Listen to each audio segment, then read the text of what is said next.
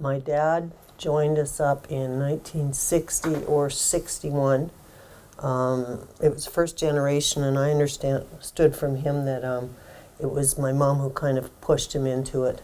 They had built a house in Mayfair that was a brand new district then. They didn't know anybody, and it looked like a good opportunity. So I think we belonged for two summers before the fire. I think I heard about it the next morning from my parents. I remember it was really, really cold. And I also remember my dad telling me that it was before the Glencoe had a liquor license, and he had been curling earlier that night, and he had a bottle of rum in his locker, and he was an accountant. He put in an insurance claim for it, for his bottle of rum. So that's, and I just remember it was just gone. And then I remember how fast it was rebuilt. And I remember, like, a few years ago before he passed away, talking to Justice Shannon about it, Mel Shannon, and he told me that, like, I remember how fast they had those stone buildings across the street, and they had temporary offices in there. And he said that it was just so important, he was on the board then, that they get up and running before they lost all their members. And it makes perfect sense. Like, who would want to keep on paying for membership at a club that doesn't exist? So they were up and running, like, I think the next day. And, when you think about how long it takes to build a project now compared to how fast they build this building, I mean, it was, I hardly remember a blip when it wasn't here. I can remember when I was very young swimming. Couple of summers when there was only the one outdoor pool, and then the fire. And my biggest memories from when I was little is badminton. I think I took some swimming lessons. I'd taken swimming lessons elsewhere, but I think I took some here. But I remember the badminton ladder hanging out here on Friday nights and Saturday nights. And I see all the pictures of the badminton ladder, and I can pick out a lot of the people that were playing badminton when I was little. And I played a bit of tennis. Played some squash when I was in my late teens. Tried curling. Wasn't very good. I was terrible at everything, but I was badminton I remember the most. I always remember Bill Bonney.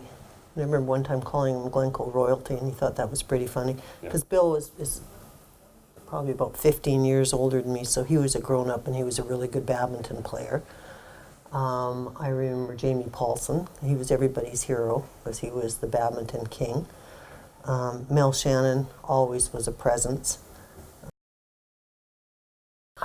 Like all the adults then for fitness, there was no fitness area. So for fitness, they'd play squash or racket sports, and it was always encouraging to see that grown-ups could still do sports. I think, because we did sports at school back then, which I think they should still do, and we all came out for the ladders and everything, but to see adults continuing it on as a lifestyle probably did have some kind of an influence that I never really thought about before. I mean, we used to hang around, and all the security people, Fred and Ethel, used to chase us out because there's always non-members that would hang around with us. And they didn't have any security then, but they knew us all, and we were all scared of them, so we'd kind of hide in the back by the skating there and go up the hill. And then there was a teen room upstairs, and I've tried to remember where that was. I think it was kind of, I think the ladies' locker room must have been smaller then, because it seems to me it was somewhere up in there, kind of beside where bowling is now. And we used to hang out there, but I understand they took it away because kids were hanging out and they were kind of out of the way and getting in trouble. I don't remember anything from when I was a little girl as being the best thing. I do remember just having kind of a whole group of people to hang around with.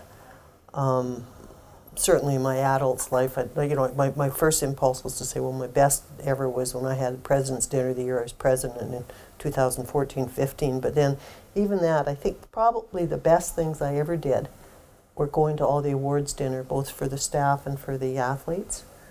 And like I go those staff awards, and I think these people are here and their whole job is to make our life better. And that just still just astounds me. And I think those are probably the best nights I ever had. I was on the board from 2011 to 2017. I had run the year before. I think Linda Williams, I think it was one of the past presidents, I think it was Linda Williams had approached me then, and I didn't make it. And I thought, oh, phew, that nonsense is over. And then they approached me again, and it was Marty Hope. I think he actually brought the nomination papers to me. Yeah, and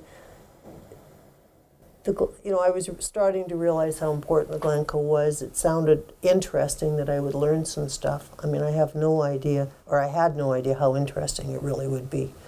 I mean, those are great years. They're a lot of work, but just to learn how this place works is amazing.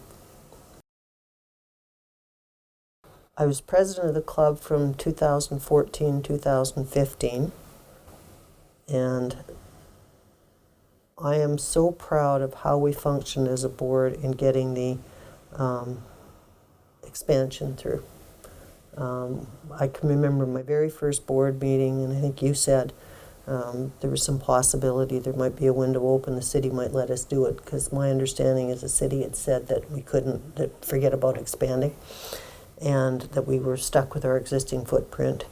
And every time I walk through that hallway down by across from the swimming and the whole renovation back there, I'm really proud of what we did. And the cafeteria, I think we, and we even sowed the seeds of the main course that's starting now, and I think that keeps us going into the next generation. I think it was a very good board, good management. I think we worked together very well, and I'm really, really proud of what we did.